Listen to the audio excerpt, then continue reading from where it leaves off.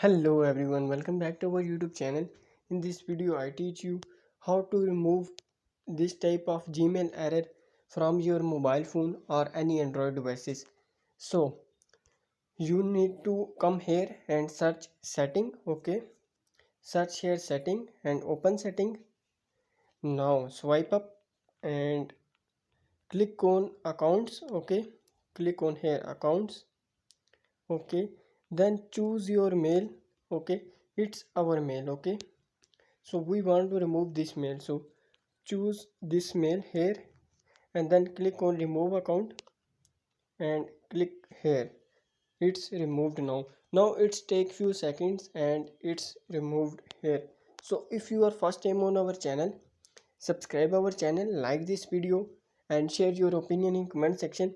It's take just 20 to 30 seconds, and after 20 to 30 seconds it's removed from here. Thanks for watching.